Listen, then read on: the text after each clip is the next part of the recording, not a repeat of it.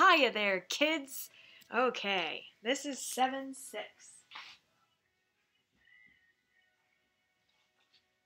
Which is solving radical equations. So the idea behind this is that if a equals b, a to the nth equals b to the nth. This is the same concept as multiplying both sides by the same number. They're still equal. We are exponentiating both sides to the same exponent, n, which means they're still equal. This is because a equals b. So if a equals b, that means that would be like 2 equals 2 if we're using real numbers. So that a would be 2 and b equals 2. If a is 2, b has to be 2 because a equals b. So then let's say n in this case is 4.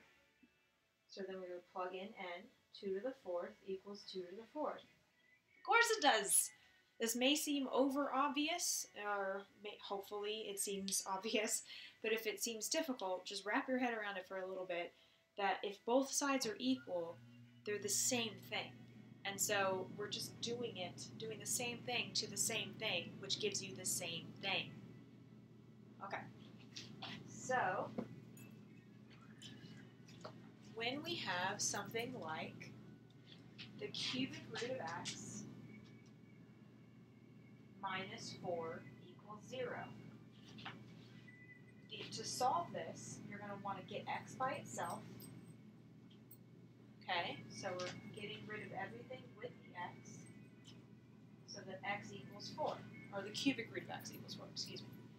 So, because these sides are equal, exponentiating them to the same thing means they're still equal. There's an and. Okay. So, this and this make them cancel it out, and you just get an x. So x equals 64. Because 64 is 4 cubed. Does that make sense? I hope so. We've been doing something very similar to this so far. Okay. So, it is possible to make this a little bit more complicated. That would look...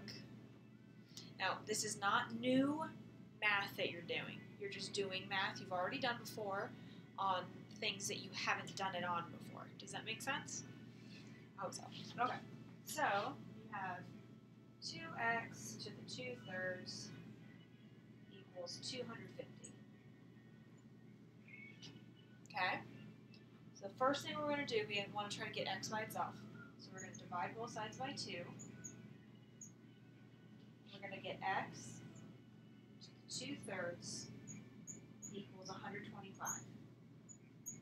Because that's 250 divided by 2. So now, if we raise this to a 3, that means, remember this property of raising a quantity to an exponent? You multiply the exponents together. So the exponents are 2/3 and 3.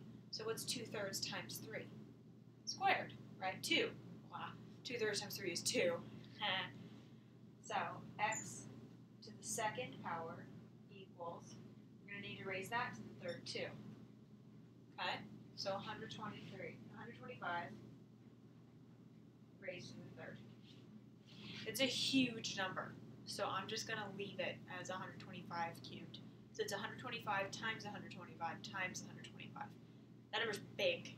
So, at this point, I'm just solving for x by taking the square root because it was squared. So that x equals the square root of 125 cubed, which is the same thing as 125 raised to the 3 halves. Okay?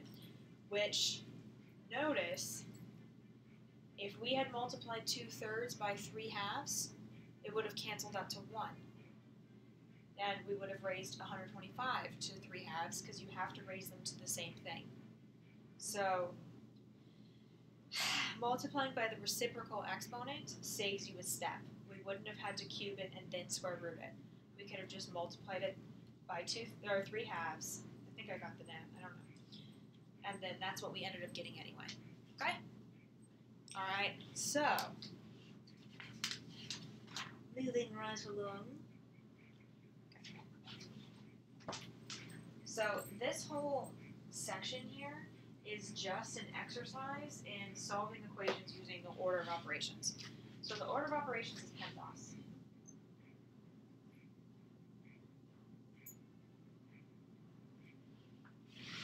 But that's for simplifying.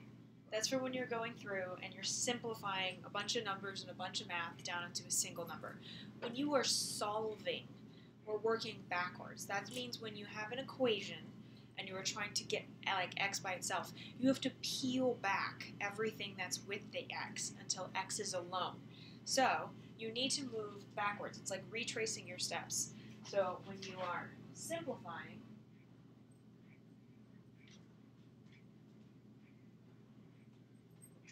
you use PEMDAS. Let's do this one. When you are solving, go this way.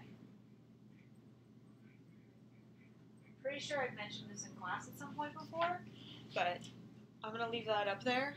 Even if you haven't seen it, I don't think it's too complicated for you to be able to work with that moving forward. Okay. My dog's sniffing the pee pad. Really hope she uses it. Stop, sorry. Okay. So, example 3 on page 438.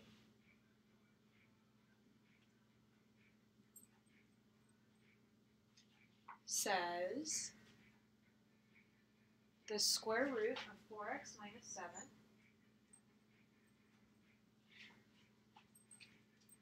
plus 2 equals 5. Okay. If we were just simplifying, we would go in the PEMDAS order. So you would see, okay, there aren't really parentheses, but this radical here is the same thing as an exponent, so we'd have to start there. But since we're solving, we're starting at the bottom of PEMDAS, and moving up. SADMEP. Okay, so the first thing we're going to do is get rid of this addition. So subtract 2 from both sides, and you get the square root of 4x minus 7 equals 7. Nope, 3. Sorry, 5 minus 2. 5 minus 2. Okay. So at this point, even though all of this is under the radical, it's kind of like they're under parentheses under the radical. Can't simplify this until I get it out from under the radical. So what I'm going to do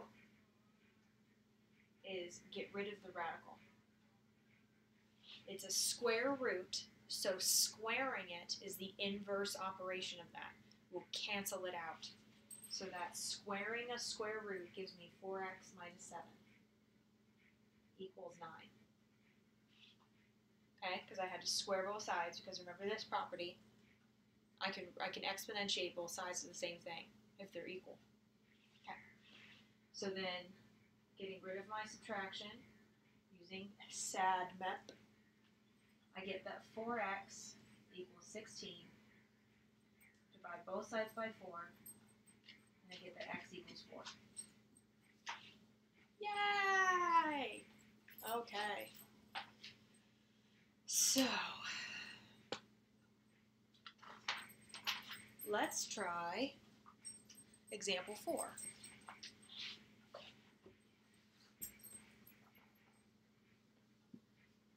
Okay. Example 4 says the square root of 3x plus 2 minus 2 times the square root of x equals 0. Okay. This one may not be as obvious how to start.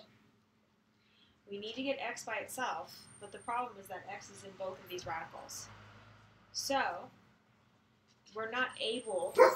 The mailman just went by and the dogs don't like it. Puppies! Okay. So, in order to get x by itself, we have to get rid of the radical somehow. Now, if we were to raise this side to the power of 2, if we were to square this side to get rid of the square root, which is what you need to do to get rid of a square root, you do need to square. But if we were to square it as is, this is a binomial. These are separated by subtraction. So we would have rad 3x plus 2 minus 2 rad x times rad 3x plus 2 minus 2 rad x. So we need to FOIL that out. It would be complicated. It's possible, but maybe you won't want to try it. Okay, so instead what we're going to do is move this to the other side. We're still trying to isolate x, but in order to do that, we need to get x out from under the radical. So moving it to the other side means that I would only have one thing on each side. I have this, and I have this. So now, when I go to square it, I don't have any binomials squared. I don't have to FOIL anything.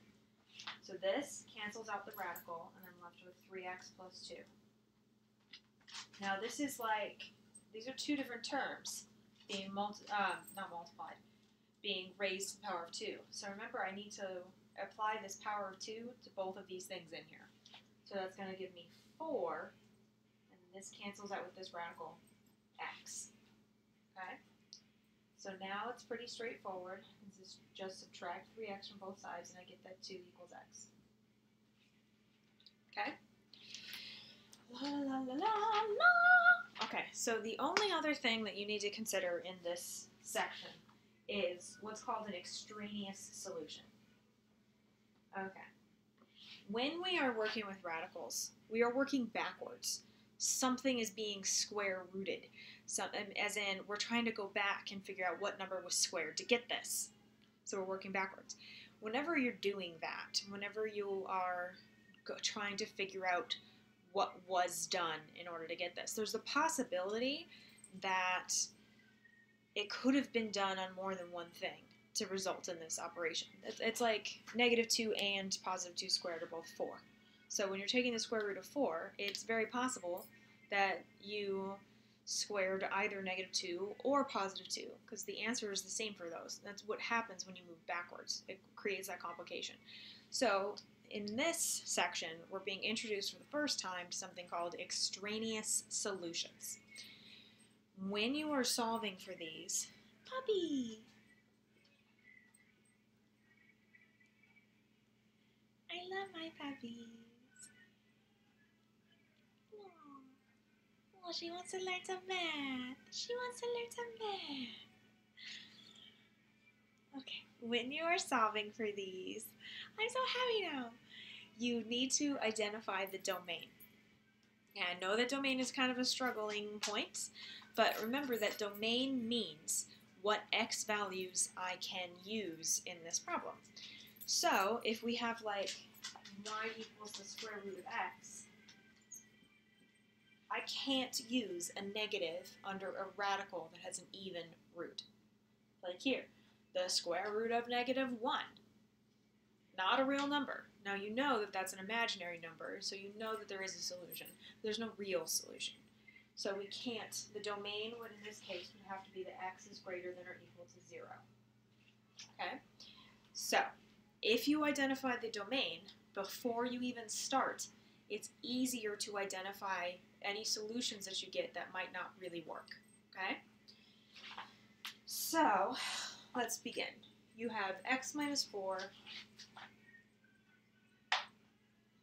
equals, problem is that when we go back to our original equation,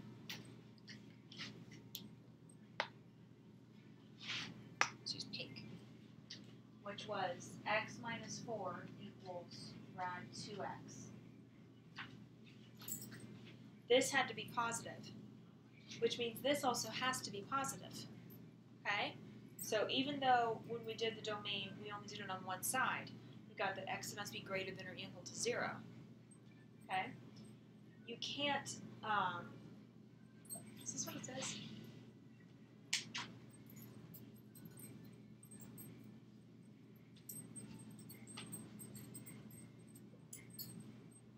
Okay. So, when we were talking about 7.5, I said that when you're taking the square root functions now, we're only using the principal root.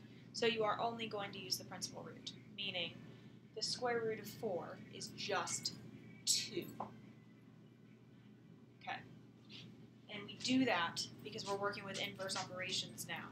And if you do not limit the square root of 2 or the square root of anything to be just the principal root, then the inverse is not a function because you'll have the parabola on its side.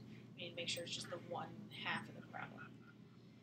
Okay, so if this is positive and this equals this side must also be positive.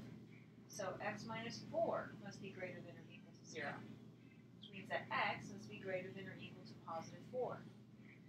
2 is not greater than positive 4, so 2 doesn't work. It's not in our domain. Only 8 is. Okay? This does not apply to every single time that you're doing these equations. Only some of them. So if you have any questions about this, wait on that and we'll do it in class, or give it your best shot and then we'll do it again in class. So I want to re-emphasize the exact same encouragement I had before. Please do not feel frustrated if you don't understand this, because we are doing videos versus me asking you in person if you get it.